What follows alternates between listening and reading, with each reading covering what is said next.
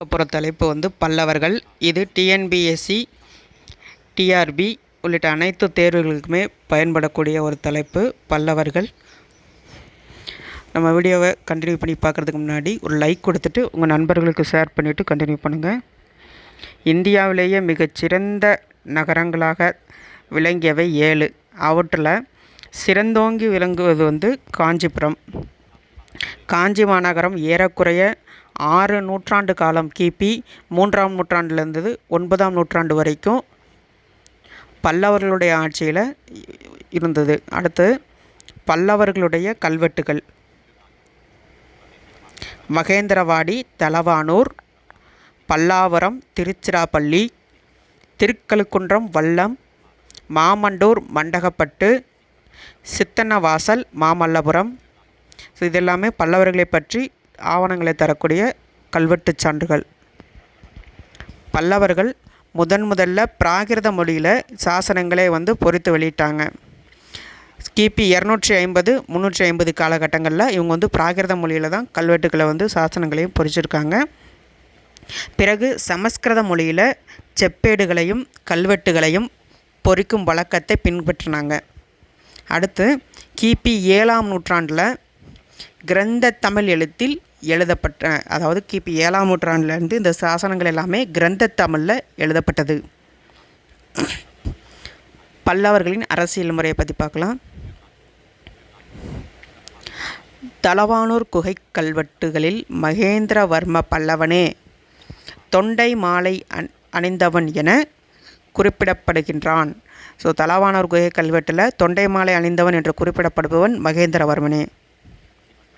சிவஸ்கந்தவர்மன் கிபி 4ஆம் நூற்றாண்டில் தொடக்கத்தில் கிபி 4ஆம் நூற்றாண்டில் தொடக்கத்தில் காஞ்சிபுரத்தில் அரசாண்டான். அப்போது அவனோட அரசு பார்த்திங்க அப்படின்னா வடக்கே கிருஷ்ணா நதிக்கரையிலிருந்து தெற்கே தென்பெண்ணை வரைக்கும் பரவி இருந்தது. இவனுடைய சாசனங்கள் எல்லாமே பிராகிருத மொழியில் பொறிக்கப்பட்டிருந்தது. இந்த சிவஸ்கந்தவர்மனுடைய சாசனங்கள் வந்து பிராகிருத மொழியில் பொறிக்கப்பட்டிருந்தது. அடுத்து இந்த சிவஸ்கந்தவர்மன் வழிவந்த விஷ்ணுகோபன், இவன் வந்து ஏறத்தாழ பார்த்தோம் அப்படின்னா கிபி 350 முதல் வந்து ஆட்சி புரிந்துட்டு இருந்தான். இவன் வந்து சமுத்திரகுப்தன் என்ற மன்னனிடம் தோல்வியுற்ற 12 தட்சிணாபத அரசர்களில் இவனும் இந்த விஷ்ணுகோபனும் ஒருவன். ஸோ இந்த விஷ்ணுகோபன் சமுத்திரகுப்தன் என்ற மன்னர்கிட்ட தோல்வியுற்ற 12 தட்சிணாபத மன்னர்களில் இந்த விஷ்ணுகோபனும் ஒருவன். பல்லவ சமஸ்கிருத செப்பேடுகளில் 16 மன்னர்களின் பெயர்கள் காணப்படுகின்றன. ஸோ இவங்க எப்போ ஆட்சி புரிந்தாங்க அப்படின்னா கிபி 330க்கும் 570க்கும் இடைப்பட்ட காலங்களில் வந்து அவங்க ஆட்சி பண்ணியிருக்காங்க.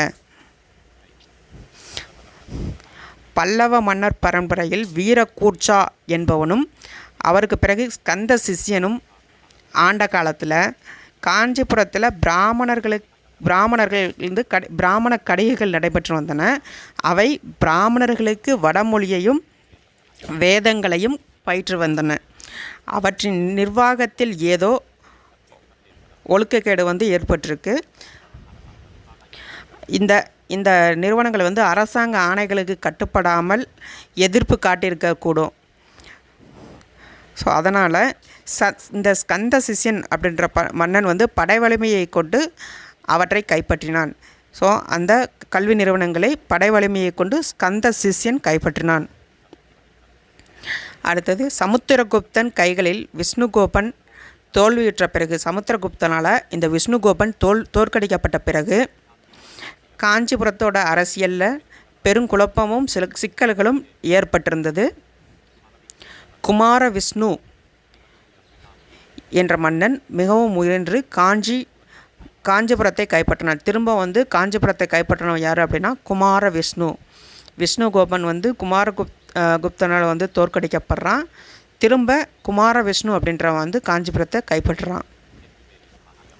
ஸோ இந்த செய்தியை சொல்லக்கூடியது வந்து வேலூர் பாளையம் செப்பேடு. இந்த செய்தியை குமார விஷ்ணு அப்படின்றவன் வந்து கைப்பற்றினதாக சொல்லக்கூடிய தகவல் எங்கேருந்து கிடைக்கும் அப்படின்னா வேலூர் பாளையம் செப்பேட்டில் இருந்து.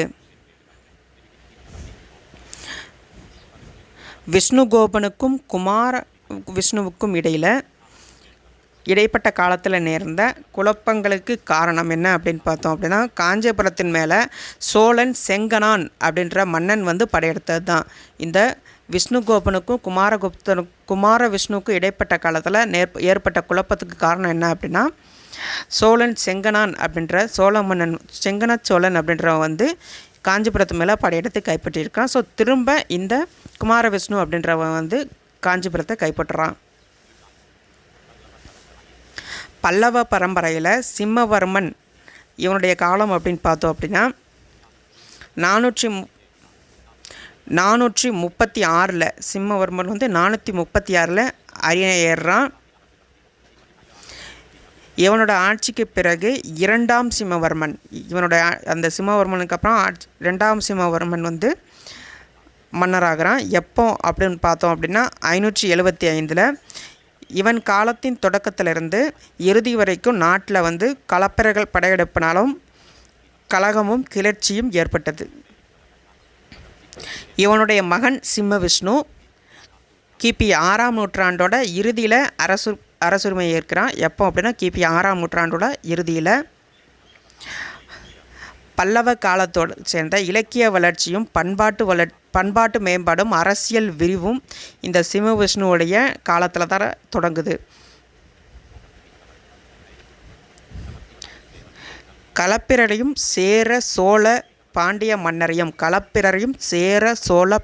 மன்னரையும் மாலவரையும் சிங்களரையும் வென்று வாகை சூடினான். இந்த மன்னனுக்கு வந்து அவனி சிம்மன் அப்படின்ற ஒரு பட்டப்பெயரும் உண்டு.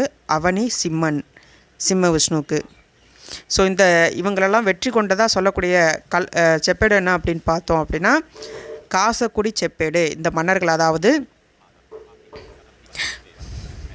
களப்பிரரையும் சேர சோழ பாண்டியரையும் மாலவரையும் சிங்களரையும் வென்று வாகை சூடினான் அப்படின்னு சொல்லக்கூடிய சான்று என்ன அப்படின்னு பார்த்தோம் அப்படின்னா, காசக்குடி செப்பேடு. அடுத்து இவனுடைய அரசாட்சி தெற்கில் கும்பகோணம் வரைக்கும் பரவியது. இவனுடைய ஆட்சி காலத்தில் இவனுடைய ஆட்சி பரப்பு வந்து தெற்கே கும்பகோணம் வரைக்கும் பரவி இருந்தது. இவருடைய அரசவை புலவர் அப்படின்னு பார்த்தோம் அப்படின்னா பாரவி. கிருதார்ஜுனியம் அப்படின்னு சொல்லக்கூடிய வடமொழி காவியத்தை வந்து இயற்றியிருக்காரு.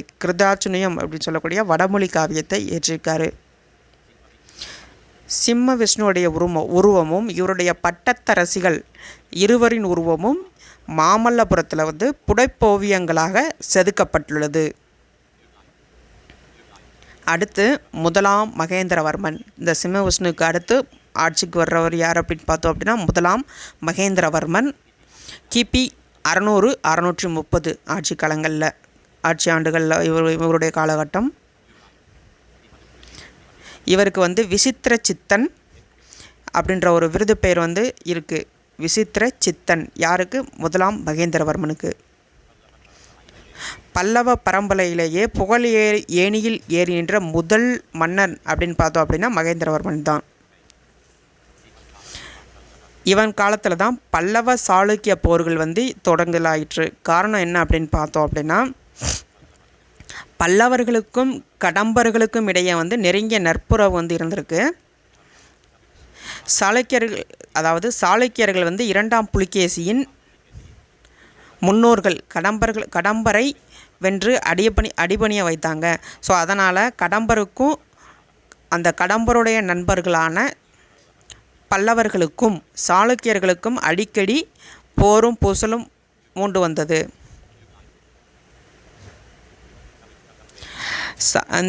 இந்த மகேந்திரவர்மனுடைய ஆட்சி காலத்தில் சாளுக்கியர்கள் வந்து வேங்கியை கைப்பற்றி மகேந்திரன் மேலே வந்து வெற்றி பெறுறாங்க. காஞ்சிபுரத்தை அடுத்து இருக்கக்கூடிய புல்லலூர் அப்படின்ற இடத்துல மகேந்திரவர்மன் சாளுக்கியர்களை வந்து அழித்தான் அப்படின்னு சொல்லக்கூடிய சான்று என்ன அப்படின்னு பார்த்தோம் அப்படின்னா காசக்குடி செப்பேடு. அதாவது புல்லலூர் அப்படின்ற பிளேஸில் மகேந்திரவர்மன் சாளுக்கியர்களை அழித்தான் அப்படின்னு சொல்லக்கூடிய சான்று என்ன அப்படின்னு பார்த்தோம் அப்படின்னா காசக்குடி செப்பேடு. இவன் வந்து சேத்தக்காரி, கோவில் கட்டுபவன், மத்த விலாசன், இன்பம் விரும்புபவன், சித்திரக்கார புலி, ஓவிய புலி என்ற விருதுகளெல்லாம் வந்து சூட்டிக்கிட்டான்.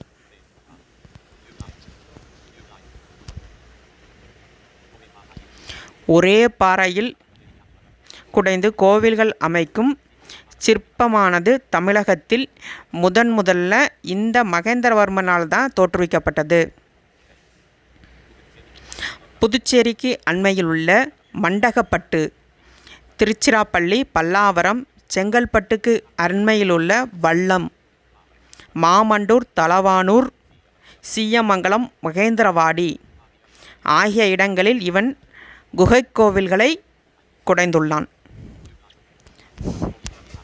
அக்கோவில்களில் அவன் பொறுப்பித்த கல்வெட்டுகளும் காணப்படுகிறது. அந்த கோவில்களில் அவன் பொறுப்பித்த கல்வெட்டுகளும் காணப்படுது. அதன் அடிப்படையில் பார்த்தோம் அப்படின்னா, செங்கலின்றி, மரமின்றி, உலோகமின்றி, காரையின்றி பிரம்மா, விஷ்ணு, சிவன் ஆகிய தெய்வங்களுக்கு விசித்திர சித்தன் இக்கோவிலை ஆக்கினான் என்று இவனுடைய மண்டகப்பட்டு கல்வெட்டு வியந்து குறிப்பிடுது. மகேந்திரவர்மன் மகேந்திரவாடி ஏரியை கட்டி உழவுக்கு உதவினான். மகேந்திரவாடி ஏரியை கட்டி மகேந்திரவர்மன் உழவுக்கு உதவினான். சிற்பத்திலும் ஓவியத்திலும் மட்டுமின்றி இசையிலும் இவ்வேந்தன் வல்லுனனாக இருந்தான். இவனுடைய இசைப்புலமைக்கு குடுமியான்மலை கல்வெட்டு சான்று. இவனுடைய இசைப்புலமைக்கு சான்று என்ன அப்படின்னு பார்த்தோம் அப்படின்னா, குடுமியான்மலை கல்வெட்டு. மகேந்திரவர்மன் ஆதியில் சமணனாக இருந்தான். திருநாவுக்கரசரிடம் ஈடுபாடு கொண்டு பிறகு சைவத்துக்கு சைவ சமயத்தை தழுவுறான். இவன் சிவலிங்க வழிபாடு உடையவன் என்று திருச்சிராப்பள்ளி கல்வெட்டு கூறுகிறது. இவன் சிவலிங்க வழிபாடு உடையவன் என்று குறிப்பிடும் கல்வெட்டு திருச்சிராப்பள்ளி கல்வெட்டு. இவன் சைவனான பிறகு பாடலிபுரம், அதாவது திருப்பாதிரிப்புலியூர் இருந்த ஒரு சமணப்பள்ளியை இடித்து நிறுவினான். இவனுக்கு அடுத்து பட்டத்துக்கு வர்றவன் யார் அப்படின்னு பார்த்தோம் அப்படின்னா, முதலாம் நரசிம்மவர்மன். காலகட்டம் கிபி 630 668. போரிலும் புகழிலும் தன் தந்தையினும் நரசிம்மவர்மன் மேம்பட்டு விளங்கினான். சளுக்கியரின் மேல் அவன் பல வெற்றிகளை கொண்டிருக்கான். மணிமங்கலத்தில் ஒரு முறையும் வாதாபியில் 2 முறையும் அவன் சளுக்கியர்களை அதுலேயும் குறிப்பாக 2ஆம் புலிகேசியின் மேல் போர் தொடுத்து மாபெரும் வெற்றி பெற்றான். அடுத்து நம்ம பார்க்க போகிறது 2ஆம் வாதாபி போர். இது வரலாற்று புகழ் பெற்றது. இந்த போரை நடத்தி வெற்றி வாகை சூடி வந்த படை தலைமை யார் அப்படின்னு பார்த்தோம் அப்படின்னா பரஞ்சோதி. இவர் சிறு தொண்டர் நாயனராக திருத்தொண்ட தொகையில் இடம்பெற்றவர். நரசிம்மவர்மன் 2ஆம் வாதாபி போரில் அந்நகரை கைப்பற்றிய பிறகு புலிகேசி நீண்ட நாள் உயிர் வாழலை. பிறகு 642 சாளுக்கிய நாட்டில் ஏற்பட்ட குழப்பத்தினால் அந்நாட்டுடைய தென்பகுதி 13 ஆண்டுகள் பல்லவரின் கட்டுப்பாட்டில், அதாவது பல்லவர்களுடைய கட்டுப்பாட்டின் கீழே அவங்களுடைய ஆட்சியில் தான் இருந்து வந்தது அப்படின்னு சொல்லக்கூடிய சான்று என்ன அப்படின்னு பார்த்தோம் அப்படின்னா, விக்ரமாதித்தனுடைய கல்வெட்டு சொல்லுது. அந்த காலகட்டத்தில் 3 அரசர்கள் சாளுக்கிய அந்த அரியணையில் அமர்ந்து ஆட்சி புரிந்தாங்க. இந்த தகவலை சொல்லக்கூடியது விக்ரமாதித்யனுடைய கல்வெட்டு. புலிகேசியை வென்று வாகை சூடி முதலாம் நரசிம்மன் தம் தந்தைக்கு ஏற்பட்ட இலக்குக்கு கழுவாய் கண்டான். அடுத்து வாதாபி கொண்டான் அப்படின்ற ஒரு விருதையும் பெருமையுடன் புனைந்து கொண்டான். முதலாம் நரசிம்மவர்மனிடம் மாபெரும் கடற்படை ஒன்று இருந்தது. இந்த கடற்படையோட துணை கொண்டு 2 முறை இலங்கைக்கு மேலே படை செலுத்தி சென்று வெற்றி கண்டான். அவன் நண்பன் மானவர்மன் அப்படின்ற சிங்கள மன்னனுக்கு இலங்கையின் அரசுரிமையை வழங்கினான். எப்போ அப்படின்னு பார்த்தோம் அப்படின்னா 631.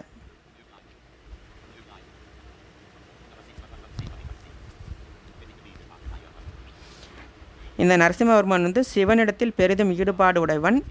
மாமல்லபுரத்து சிற்பங்களை படைத்து தமிழகத்து வரலாற்றில் அழியாத புகலிடத்தை பெற்றுக்கொண்டான்.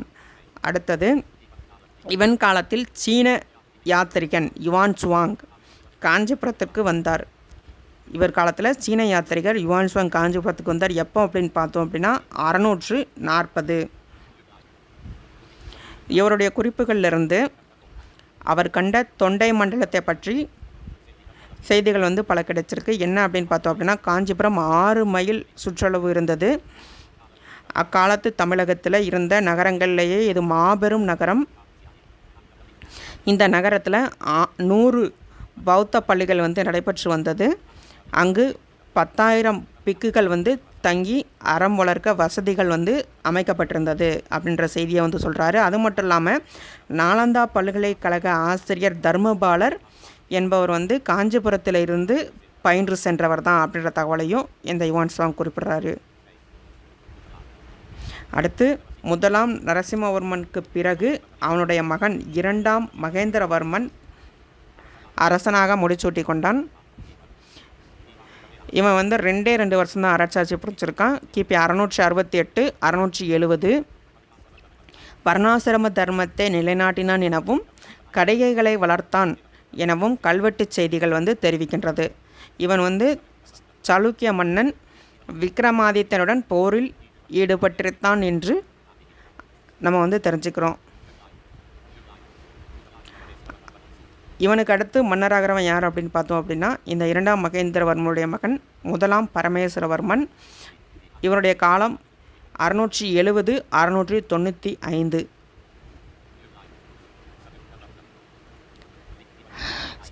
சாளுக்கிய மன்னன் விக்ரமாதித்யன் கைகளில் பரமேஸ்வரவர்மன் தோல்வியுற்றான் எனவும் பல்லவ குடும்பத்தையே சாளுக்கர்கள் வேறெடுத்து விட்டனர் எனவும் விக்ரமாதித்தனுடைய கடவாள் செப்பேடுகள் எப்போ அப்படின்னா ஆண்டு 674 பொறுத்து வெளியிட்ட அந்த கடவாள் செப்பேடு வந்து தெரிவிக்குது.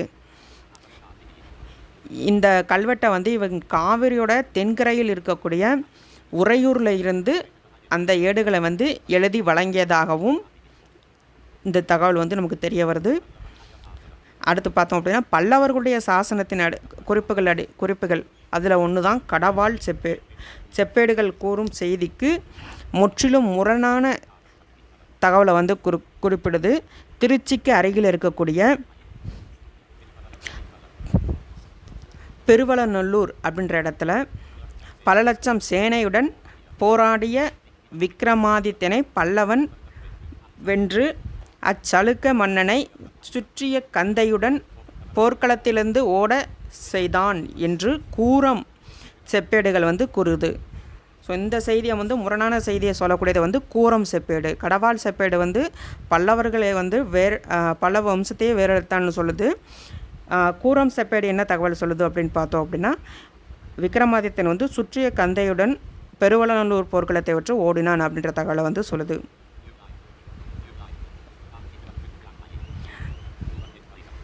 காஞ்சிபுரத்துக்கு அண்மையில் கூரம் அப்படின்ற இடத்துல சிவன் கோவில் ஒன்றை வந்து இந்த பரமேஸ்வரவர்மன் வந்து கட்டுறாரு. ஸோ எங்கே காஞ்சிபுரத்துக்கு அருகில் இருக்கக்கூடிய கூரம் அப்படின்ற இடத்துல சிவன் கோவில் ஒன்றை வந்து கட்டுறாரு. மாமல்லபுரத்துலேயும் சில கோவில்கள் வந்து செதுக்கியிருக்காரு. அடுத்து 2ஆம் நரசிம்மவர்மன் ராஜசிம்மன். இவருடைய பட்டப்பெயர் என்ன அப்படின்னு பார்த்தோம் அப்படின்னா ராஜசிம்மன். இவருடைய காலகட்டம் வந்து 695 722 வரைக்கும். இவனுடைய கல்வெட்டுகள் அனைத்துமேவும் சமஸ்கிருதத்திலேயே பொறிக்கப்பட்டிருந்தது. ஸோ இந்த ராஜசிம்மனுடைய கல்வெட்டுகள் எல்லாமே பார்த்தோம் அப்படின்னா சமஸ்கிருதத்தில் தான் பொறிக்கப்பட்டிருக்கு. இவன் வந்து 250 விருதுகளை தன்னோட பெயரோட இணைத்து கொண்டான். அதில் சிறப்பானது என்ன அப்படின்னு பார்த்தோம் அப்படின்னா ராஜசிம்மன் சங்கர பக்தன் ஆகம பிரியன் அப்படின்றது. இவன் வந்து சீன தேசத்துக்கு தூது ஒன்றை வந்து அனுப்பியிருக்கான். அவங்கக்கிட்டேருந்து படைத்துணை பெற்று திபெத்தின் மேல் போர் தொடுத்தான். 2ஆம் நரசிம்மவர்ம பல்லவன் இவனுடைய ஆட்சி சில தீவுகள்லையும் செலுத்தப்பட்டு வந்திருக்கு. அதோடு மட்டும் இல்லாமல் கிழக்கிந்திய தீவுகளோட தீவு ராஜ்யங்களோட நட்புறவு வந்து வைத்திருந்தான். 2ஆம் நரசிம்மவர்மன் காலத்தில் காஞ்சிபுரத்தில் வாழ்ந்திருந்தவர் தான் தண்டி. ஸோ இவர் வந்து வடமொழி புலவர். தமிழில் அணி இலக்கணம் ஒன்றை வந்து இயற்றியிருக்காரு. அது அவருடைய பெயரிலேயேவும் தண்டி அலங்காரம் அப்படின்ற பெயரில் வந்து வழங்கப்பட்டு வருது இன்றைக்கும். பனைமலை, மாமல்லபுரம் ஆகிய இடங்களிலும் கற்றளிகளை வந்து எழுப்பியிருக்காரு. மாமல்லபுரம் நகரமே இவர் காலத்தில் அமைக்கப்பட்டது தான். அங்கே ஒரே பாறையில் குடையப்பட்டுள்ள கோவில்களும் சிற்பங்களும் கடற்கரை கோவிலும் இவர் காலத்தில் செதுக்கப்பட்டது. இந்த மன்னனுக்கு பெரும் புகழையும் சைவ சமயத்தில் என்றும் அழியா இடத்தையும் பெற்று கொடுத்தது. அடுத்தது காஞ்சிபுரத்தில் இவர் எழுப்பியிருக்கக்கூடிய கைலாசநாதர் கோவில். அடுத்து திருத்தொண்ட தொகையில் நாயன்மார்களில் ஒருவரான பூசலார் திருநின்ற ஊரில் சிவபெருமானுக்கு தம் நெஞ்சிலேயே ஒரு கோவில் ஒன்றை எழுப்பிய காலத்தில் காஞ்சிபுரத்தில் கற்றளி ஒன்றை வந்து இந்த மன்னன் வந்து கட்டி அதில் சிவபெருமானை எழுந்தருளிவித்தான் என பெரிய புராணம் கூறும். இந்த செய்தியை சொல்லக்கூடியது வந்து பெரிய புராணம். அடுத்து திருத்தொண்ட தொகையில் களச்சிங்க நாயனாராக சேர்க்கப்பட்டுள்ள மன்னன் இந்த நரசிம்மவர்ம பல்லவன் தான். இந்த 2ஆம் நரசிம்மவர்ம பல்லவன் களச்சிங்க நாயனாராக திருத்தொண்ட தொகையில் சேர்க்கப்பட்டிருக்கான். களச்சிங்க நாயனார். இவனுக்கு அழகிற் சிறந்த 2 மனைவிகள் இருந்திருக்காங்க. ஒருத்தங்க வந்து நடனத்தில் சிறந்தவங்க. அவங்க பேர் என்ன அப்படின்னு பார்த்தோம் அப்படின்னா அரங்கபதாகை. அடுத்து 2ஆம் பரமேஸ்வரவர்மன் கிபி 722 30 வரைக்கும் குறைந்த காலத்தில் தான் ஆட்சி பண்ணியிருக்காரு. இவரோட இந்த சிம்மவர்மனுடைய நேரடி வாரிசுகளுடைய ஆட்சி காலம் வந்து முடிவுக்கு வருது. இவர் வந்து நீண்ட நாள் அரசாட்சியில் வந்து நீடித்து இருக்கலை. இவருடைய ஆட்சியில் இறுதி ஆண்டுகளில் சாளுக்கியர்கள் வந்து பல்லவர்கள் மேலே வந்து மீண்டும் படையெடுத்திருக்காங்க. விலந்தை என்ற ஊரில் நடைபெற்ற போரில் இவரை கங்க மன்னன் ஸ்ரீபுருஷன் என்பான் கொன்றான். ஸோ இதோட இந்த சிம்மவர்மனுடைய நேரடி வாரிசு வந்து முடியும். அதுக்கப்புறமா இரணியவர்மனுடைய வம்சாவளி வந்து தொடங்கும். அதை வந்து நம்ம அடுத்த பார்ட்டாக பார்க்கலாம். ஸோ இதோடு நம்ம வீடியோ வந்து நிறைவு செஞ்சுக்கலாம்.